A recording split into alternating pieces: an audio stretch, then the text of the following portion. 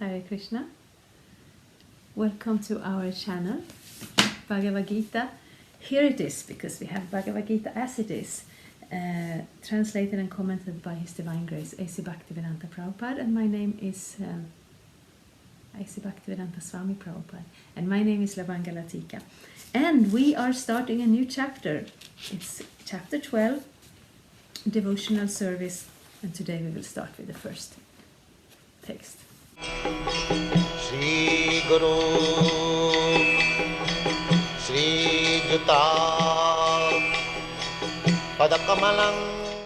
So, we are starting the 12th chapter, and I will read text 1. Arjuna uvacha evang satadayuktaye bhaktastvang paryupasate ye chapyaksharama vyaktang tesham ke yoga vittamaha. Translation.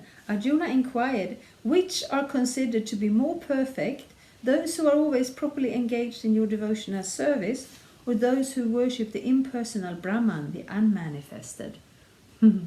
Yes, that's the, what you call it, million-dollar question. Really, this question is woven into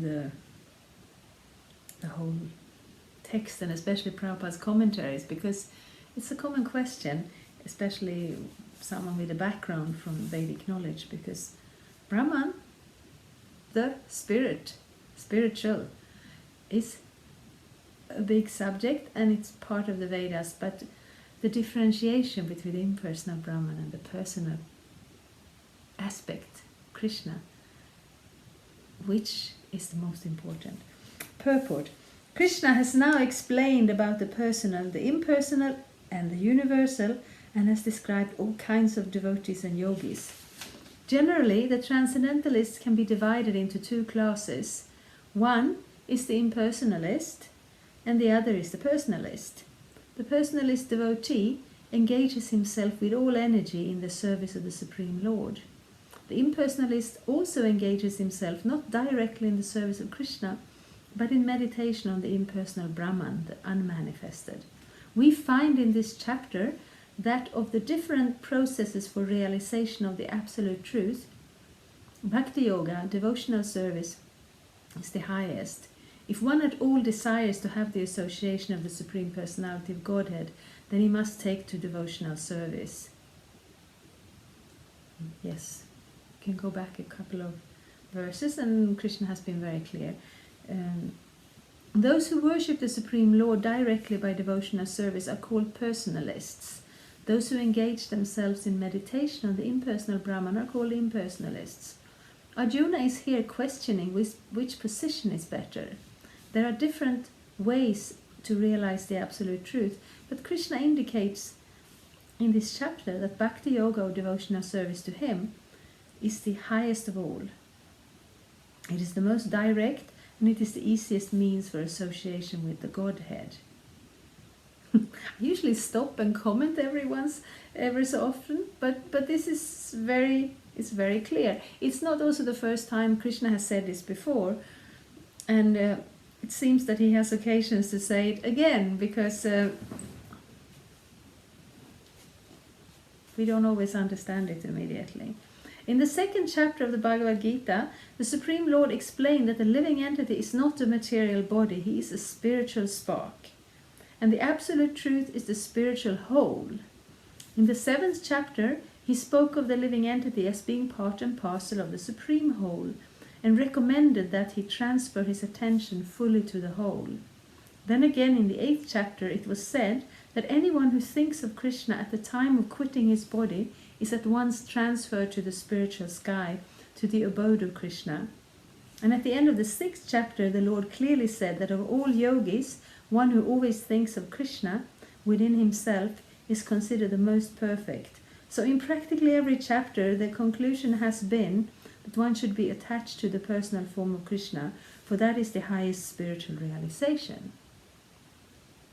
Nevertheless, there are those who are not attached to the personal form of Krishna. They are so firmly detached that even in the preparation of commentaries to Bhagavad-gita, they want to distract other people from Krishna, and transfer all devotion to the impersonal Brahmajyoti.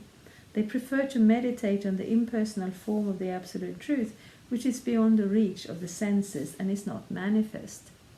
And so, factually, there are two classes of transcendentalists.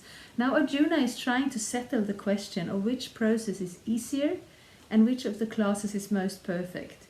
In other words, he's clarifying his own position because he's attached to the personal form of Krishna. He's not attached to the impersonal Brahman. He wants to know whether his position is secure. The impersonal manifestation, either in this material world or in the spiritual world of the Supreme Lord, is a problem for meditation. Actually, one cannot perfectly conceive of the impersonal feature of the Absolute Truth. Therefore, Arjuna wants to say, what is the use of such a waste of time? Arjuna experienced in the 11th chapter that to be attached to the personal form of Krishna is the best, because he could thus understand all other forms at the same time, and there was no disturbance to his love for Krishna.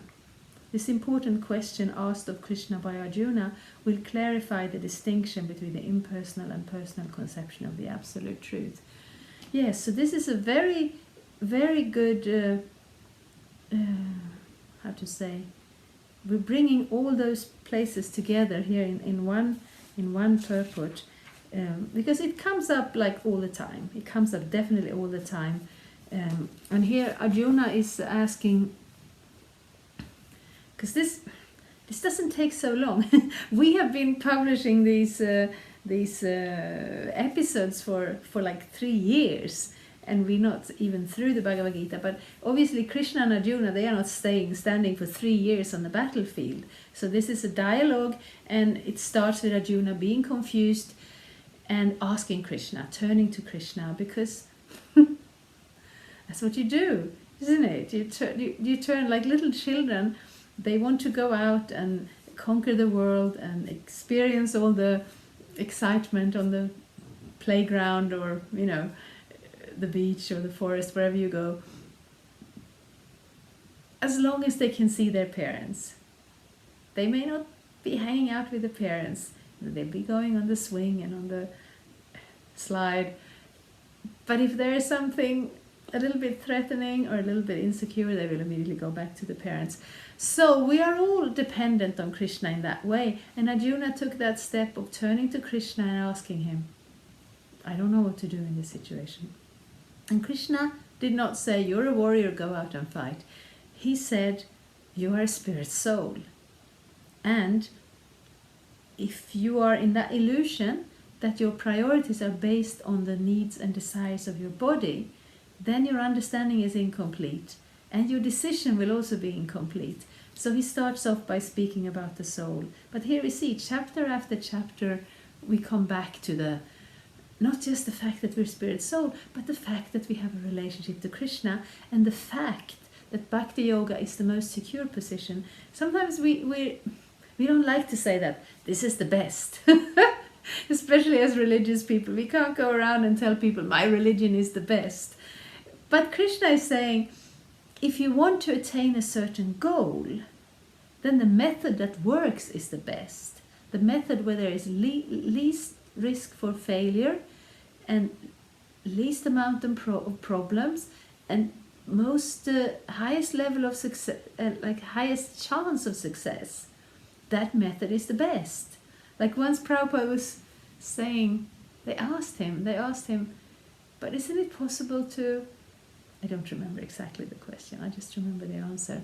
Isn't it possible to also understand Krishna in this other way? And then Prabhupada said, yes, it is possible. It's like I can touch my ear directly, or I can touch my ear by going around my head. They both work. But one is immediate and accessible, and as we heard here, all the places Krishna says in the Bhagavad-gita, a person who thinks of Krishna at the time of death is guaranteed to go to Krishna.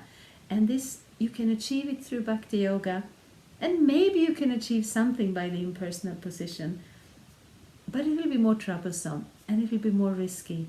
And actually, impersonal realization is not a complete realization, because Krishna is a person. So if we realize his impersonal effulgence, that is of course a spiritual realization. but it is not a complete realization. So therefore here Arjuna, Prabhupada is making this commentary, and he's basing them also on the commentary of the spiritual teacher throughout the ages. And Arjuna is not just asking here like neutrally, but he's asking for himself. He has this experience now. He loves Krishna. Krishna is his best friend and his closest person, both immediately and in a complete spiritual perspective. So he's saying, "No, this is me. I'm doing this. Is this safe? Is this good? Can I go on like this?" And so Arjuna asked this question for all of us, and then all of us, we can get the answer, so that we can be very secure in our path of spiritual realization. Thank you so much. Hare Krishna. So please stay with us throughout these verses and chapters. We are now starting the 12th chapter, which means, practically speaking, we've through 2/3, then we have 1/3 left. And maybe even less, because I think page-wise we have gone through more of the Bhagavad-gita than that. So this has been a fantastic journey, and I hope you have enjoyed it and found some value in hearing about Krishna's words in the Bhagavad-gita. And if you're new, I have put all the links because I know YouTube is very difficult to find anything. So I made playlists from each chapter, so you can find them in the little box with text below. Thank you so much. Hare Krishna. Thank you for watching. We aim for updates every Tuesday and Friday. Please come back. If you have any questions or comments, please leave them down there. We also have some links and information for you. And there is, of course, the subscribe button. Thank you. Hare Krishna. I'm a Hare Krishna, and I approve this message. Subscribe. Hare Krishna, Krishna Krishna,